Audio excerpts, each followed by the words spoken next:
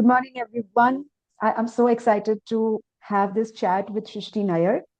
She worked with us in the last cycle, and she has multiple admits, and she'll be joining the business school this year. So, a very warm welcome to you, Shristi. It would be a good idea if you could please introduce yourself to our audience today. Thank you for having me, firstly. So I'm Shristi. I'm an engineer. So I graduated in 2021 from BITS Goa. I did my engineering in electronics. Since then, for the past 5 years, I've been working as a software engineer. I started my career in a startup based in India. It's a fintech startup called Zaggle. I spent 2 years there.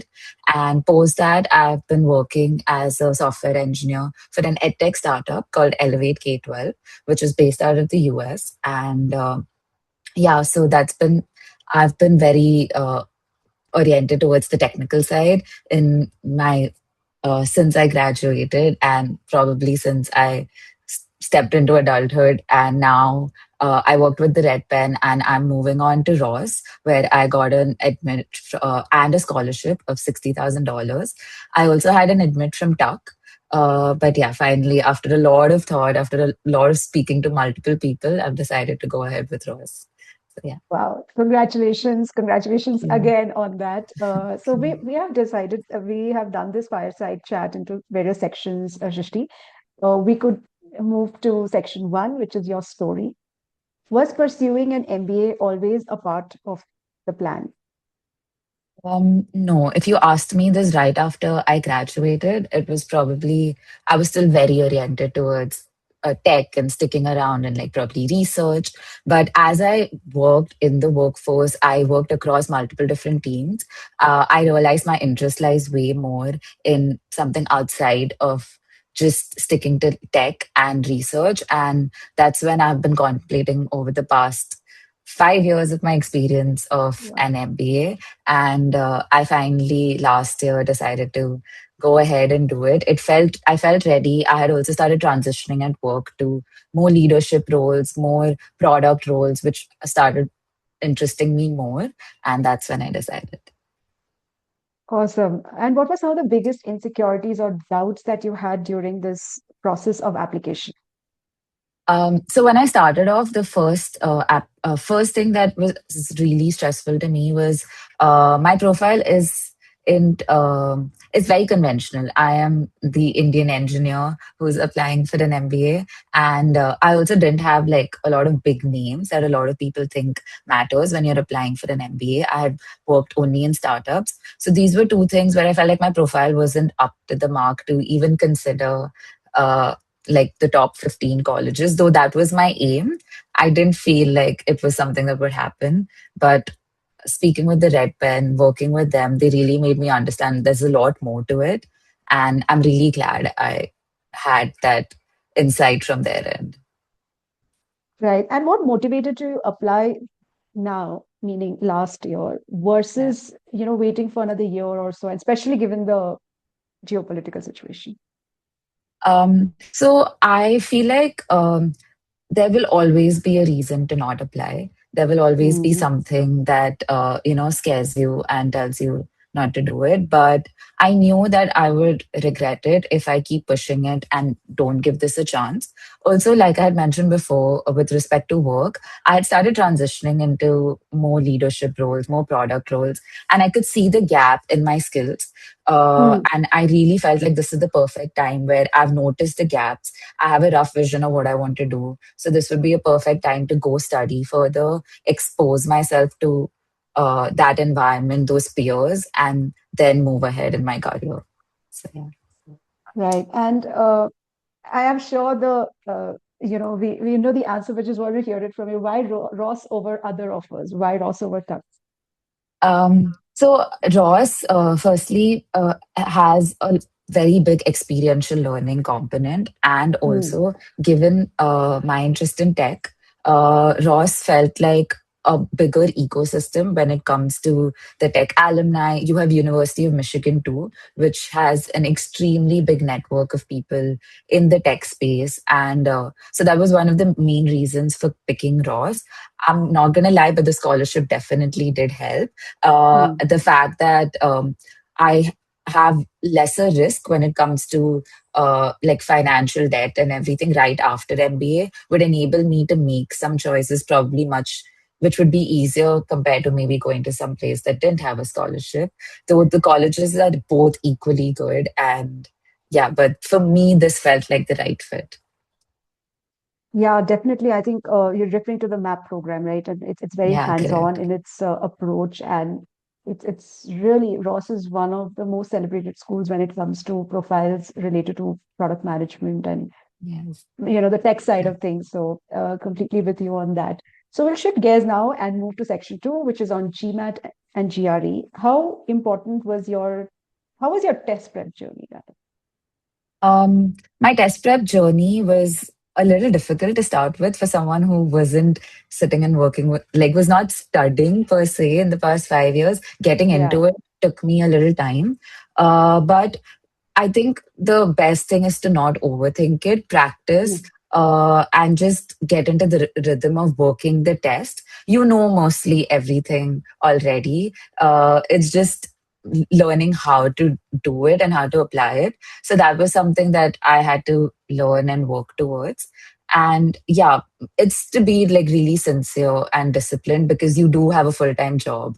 So Yeah. making sure you make that time, I think, is really important, and getting it out of your way maybe earlier would also help because once you start working on your stories, your essays, it gets harder to focus on so many things. Yeah, and you're just in a different zone then. You don't want to Correct. sit with your stories with the additional pressure of actually, oh, I Exactly. haven't really cracked the test as yet. So Exactly. it just clears your head and you're Yeah. focused on one direction. How important do you think test scores really are in MBA admissions? I think since you've gone over the journey and you've spoken to multiple people, now what is your informed opinion about test scores? I think they matter. It's not that they don't matter. Of course, I if you have a strong background and like a GPA and everything, and your test score is probably not as high as you'd like it to be, there are things you can offset it with, obviously. And it is like everyone says, it is a holistic view of your entire application. But do not take it lightly. I think it's important to uh, focus on that and do as well as you can.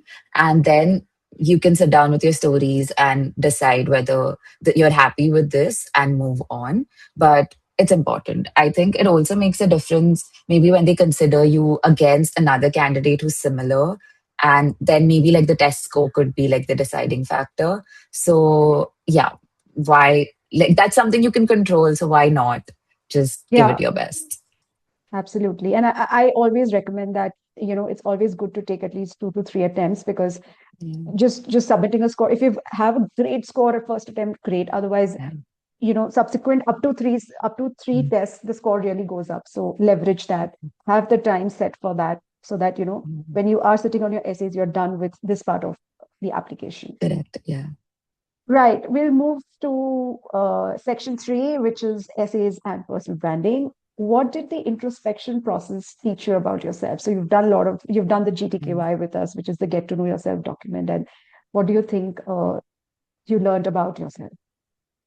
Um, I think the GTKY was really important for me to really understand what I want to get out of this MBA process. I was doing a bunch of things informally outside of work, which I probably never gave it as much importance. But when I was doing my GTKY, I was exploring my stories. I really understood how so many experiences like volunteering or working with NGOs when I was in school, my Hmm. family background really impacts how I show up now. Hmm. And it is what's helping me lead my life a certain way. It influences you, you don't realize it. And that is exactly, I think, working with the GTK by working with my consultant really helped me gain that perspective. And also now when I go for my MBA, I do have like a few things already that I want to explore the moment I reach because I did Hmm. that introspection while applying too. So I'm just not applying because oh, I've decided I want to do an MBA and I decided this country. Now there's a why behind it and what I want to do right now. Yeah, Yeah. and I feel that that is the beauty of the whole consulting journey. we definitely are there to help clients get the outcomes. But when clients come back and say that we have clarity now on our career vision, not just uh, and not just have an admit, but also the clarity of what we are going to do after we land in the program, is when this work feels truly satisfying. That we've been able to give some clarity to an important piece of life, which is work. Yeah. So, Yeah. and what mistakes do applicants commonly make in essays, or a mistake which you made and then you realized, oh, this is not the way Um, forward. I think putting too much focus on just your professional achievements and putting a lot of focus on just work. And I'm not saying it's not important. I think it is definitely really important. But also pay attention to other things that you've done. Like your story needs to make sense.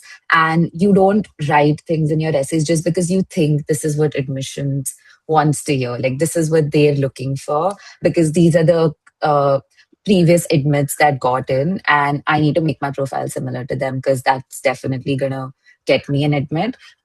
Stay true to what you have been doing, what you want to do, and that should really reflect in your essay. That's one thing. And I think this is something I also learned at the start is don't use AI to help Hmm. with your essays. You can use it for a lot of things to help you research, but it shouldn't be framing your essays for you because it really takes away how you sound. And everyone's then sounds very similar. So that's another thing I think. Just be very cautious with how much you're relying on it, which I did Yeah. too as a Hmm. software engineer because I was so ingrained in like using GPT, using Claude for Yeah. everything. I had to really take a step back, write things myself, and then, use it only for research. Yeah. So by research, also, I think what do you mean by research? I'm sure it's not school research, right? Because a lot of times ChatGPT does land up throwing things which Yeah. are actually not true about the school. So could you indicate what sort of research did you use it for?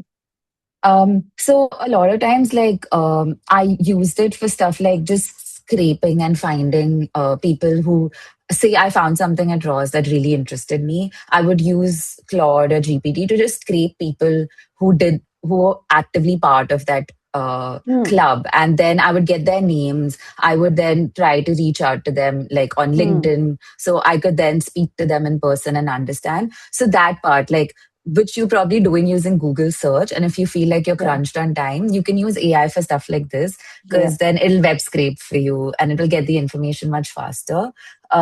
So yeah, go with the direction and then use it. Don't blindly just follow Yes, what and it's telling verify you. whatever it says. That Exactly. is very important. Yeah. So, Yes. yeah. And how important do you think is storytelling? I know that the other day we were talking about the importance of storytelling as a skill set that should be built Mhm. while you are, Correct. just before joining the program.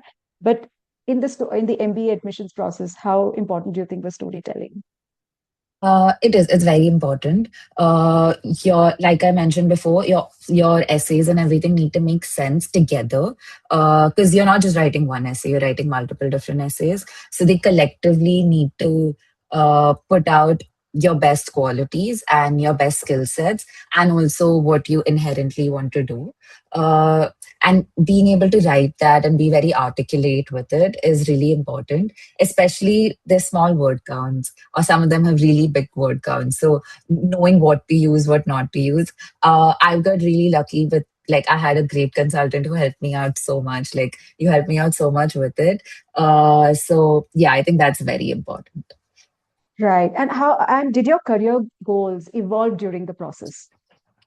Uh, yes, to an extent. Like I've always wanted to at some point become an entrepreneur and start something in India, but Hmm. what exactly and a rough vision towards it really came through all the introspection I did while during my MBA. It's highly possible as I progress, things will change, but those major career goals, I could really put them in pen and paper through this whole process of introspection. Also, the fact of like I had a few hard yeses that this is what I want to do, but how it got Hmm. shaped, what I wanted to do exactly, and really introspect and think over it. That I think I did while I was applying and constantly exploring and figuring it out. So, yes. Right. Great. We'll move to section 4, which is on consultant experience. So, what difference did structured mentorship make during this process? It was really helpful because you don't have time for everything. And if you're not like disciplined, and when I say because you're doing so many things, right? You have a Hmm. job, you have definitely have personal commitments and the whole MBA process. If you're not structured with it, it's very easy to lose track and lose insight of like what you're trying to do. So having a proper structure, having someone who helps you set that out for you really helps. It also helps you plan out your rough strategy for Hmm. the entire process. Like it's not just a single round, right? Sometimes you do multiple rounds. So just being very structured with it helps. It also helps you mentally prepared because towards the end, you can get fatigued with this entire Yeah. process. So being really structured with it works you mentally, at least for me, it helped me being prepared that this is what I need to do next, this is next. And lot of times because you're doing it and you know these are the deadlines you've set for yourself and this is the structure, it just happens way more smoothly. There's nothing lost in uh, like you don't lose sense of what's happening. And yeah, Right. so that really helped out. So, like a sense of control and It was, accountability and ownership yes, that, and just breaking like a bigger goal into smaller parts smaller is pieces, yeah. correct. And what kind of support do you think was the most valuable? One support which you thought was the most valuable. Um, I think I personally had like an emergency during the whole process. Yes. So my consultants, like you were really, really understanding of my current situation, and you helped me devise a plan according to that. It wasn't ever where I had to make a choice that it's either this or that. I was able to do everything seamlessly. I was able to set up a plan because I got that support and I got like an anchor telling me that it's all right. We'll figure it out around it and we'll make a plan accordingly, which was extremely valuable because, yeah, like you go into the process, you don't realize the number of things there are to do Hmm. until you start it. And especially when you have some personal emergency or something that also adds on to it, having that kind of support really, really helps you get through the whole process. Yeah. No, and I also have to give it to you. I mean, I'm very well aware of the emergency that you had at home, and just maintaining a level mind at that point, and then still doing, even if it was not in full gear, but just sticking to the deadlines and ensuring that whatever you are churning out is of good quality, is also something that's really mental resilience is what I would say. So yeah, and what surprised you most about working with a consultant? Um, I think what surprised me most was after a point when you'd bring out insights about my story, which I had also not thought about. I used to sit down after like a bunch of our calls, going like, "Okay, this was something I really didn't think of," or like, "I'm so glad." So that was really surprising because a lot of times you're like, it's your story. You definitely know what it is, how you want to write it. But when the consultant is like, have you thought about it this way? Or maybe you can write it this way. Yeah. Really, really helps you think in like a different direction entirely, which was really surprising because yeah, like it's your story, right? So It's you your expect story. you Yeah. to know the Yeah. most. Right. But someone who's read through all your sessions, read through all your essays, and has picked this out, it's really like surprising, and it's a lot of fun to watch. Also, like Yeah. it happening. Great. Section 5, interview experience. How was your Ross interview experience? The Ross interview experience was actually great. I did finish my interview and come out saying, I feel like I could have been more structured. I could have said, I spoke too much. I shouldn't have said so much for Yeah. this.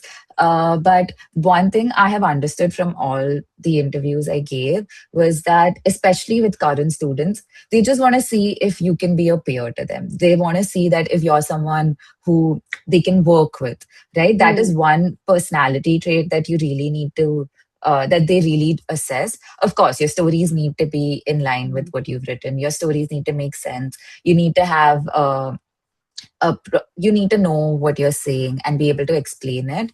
But from the Ross interview, the one thing that really stood out was just how helpful the my Ross interviewer was. After he asked me whatever questions he had to, he gave me so much of insights about his college experience, and he was really candid about it. He didn't try to sugarcoat anything. He gave Hmm. his true experience to me, which was really nice and refreshing. And yeah, I actually had a lot of fun talking to them, and I kept the call just happy, even though I was panicking over I should have said this better. But Yeah. yeah, it was great. And this is one thing I've understood with like talking to especially current students.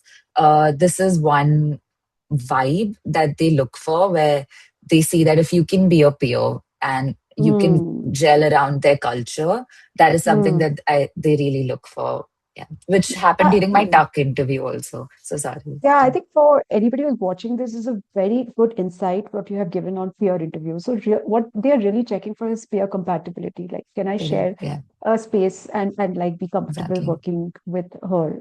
And it's not really about listing your achievements and showing, how you're better than the other candidates. Sometimes it's just the human skills which they're looking for, Correct. Yes. collaboration and compatibility and all of that. So, great insight, Shrishti, on that. What kind of questions were you asked?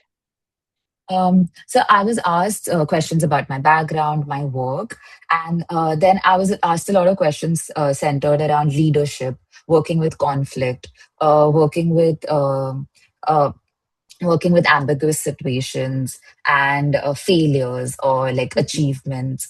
So these were the broad set of questions. And a bunch of times, if you say a story, we'd get into it more if that interested them and they wanted to learn more. So just a lot about like life experiences at work, which are skill sets that you will need once you reach your MBA. Hmm. So they're trying to see how you can handle pressure, how you can work with teams, how you can lead teams. So these are the questions that they ask, and they want to see if you can drive insights from your personal experiences and communicate it well. And that's one of those were most of my Ross questions. Right. And how did you prepare for the interview? And what advice would you give to somebody who's preparing for a Ross interview? So I had a set of stories that I was really proud of, that I knew that covered a few of these core skills that uh, MBA like admissions really want to Hmm. gauge.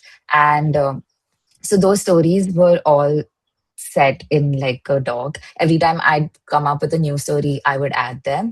And then then I would just practice saying them. Don't memorize your answers. I would just practice saying them just confidently, so you know it's your story and you're able to articulate it well.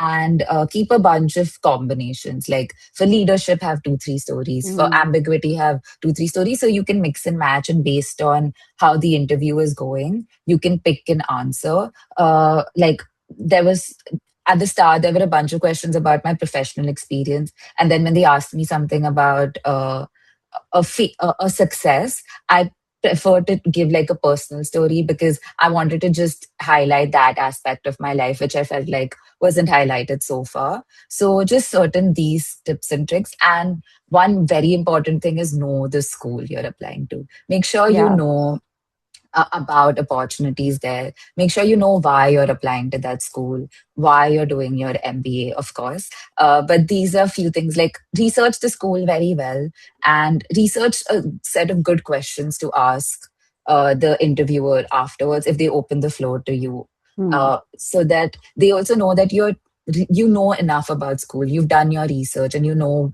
what you're doing. I think that is also really important because it's easy to talk about yourself, but you also need to know about About the what you're school. getting. Yes. Yeah. No, I think all of those tips are great tips. One thread which I can see that's coming very clearly from you is how much of writing that you have done, right? So even during the process, even after the process, when you were Mm, preparing for your interviews, to have frameworks and go with frameworks on behavioral questions. Like one of the easiest framework could be the STAR framework. mm, That this is the framework, so you don't lose track of time. You know that what exactly. section has to be given how much importance. And I know because. during the interview process, how much you've researched, how much you've reached out to people. And it was a very good combination of secondary and, more importantly, primary research, where you went all the way out to know what's happening, connect with people. And that is what makes the Mm. difference, because then the school Yeah. also knows that your interest is aligned You've in this, done your and this is home. not just like one of the many programs that you've applied to. And Correct. Yes. this becomes very important in the current situation where we are seeing a tendency of applying to many programs just to hedge their risk. Yeah. And schools know that, right? So how do you show Correct. your interest in your dream school? So great tips there. We'll move to reflections, one of my favorite sections. What did receiving the admit call email feel like was it a call, was it an email, and what was your experience, what was your feeling? Um, I received a call for both Ross and Okay. Doug. I think the first one was complete shock because I didn't expect it. Yeah, I didn't expect it as such because yeah, I was really shocked. First person I called was my mom, but my mom was at work and she didn't pick up. So Okay. I was alone at home. So then I called my dad up and I told him. Then my mom's come running like from work. She reached early. So yeah, like it was just a lot of excitement and also a sense of relief because you put in so much effort into it. Yeah. You uh, just like, okay, my effort at least materialized to something. And that was, I think I also cried a little Okay. because I got emotional with the whole process Yeah. and it's long. But Yes. Ross came second and Ross came with the scholarship. So this was just really exciting because once I got stuck, I was now evaluating like finances, and I'd already jumped onto that because I wanted to make sure that I'm making informed decisions based on whatever colleges come. So I'd already started analyzing that part, and when Ross came back with a scholarship, it really like eased. Made me even happier, and it eased that process a little for me Process. Yeah. because now I could decide keeping this in mind too. So yeah, Yeah. it was surreal, I think, for me. Right. And was there a moment during the process, like the application process, where you were like, I'm losing confidence altogether? Uh yeah, I think I had one of my interviews with Kellogg, and I didn't feel like my interview went as well as I'd have Mm. liked it. And then I think more than losing confidence, I felt like I was not putting in my 100% effort. Okay. And so I spent like the next 1 2 days like trying to chart out a plan alongside work, which would get me back into the zone because I started Mm. feeling like I'm not putting in enough effort, and that's why this didn't go as planned. So, yeah, that took me like maybe 3 4 days to just fine tune my brain and fine tune my strategy again because you've done so much. You don't want to give up at the Yeah. last leg of interviews, and they really matter. Mm. So yes, that it was a lot more introspective section on like I don't think I'm doing enough than Hmm. um, Hmm. giving up as such. So yeah. Okay.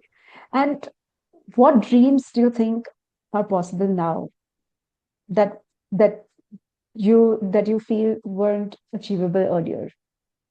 I think I can actually start something. Like earlier, it used to always be like a question mark Yeah. because you're always taught to like take the safer path, make sure that your Yes. risks align with like your current situation. But I think you should give it a shot, whatever, what if you really want to do it. And now starting something eventually is something it's feeling more real, more achievable. And Hmm. I'm really hoping maybe 5 years, 10 years down the line that actually happens. But yeah, that is something I'm feeling more confident towards. Right.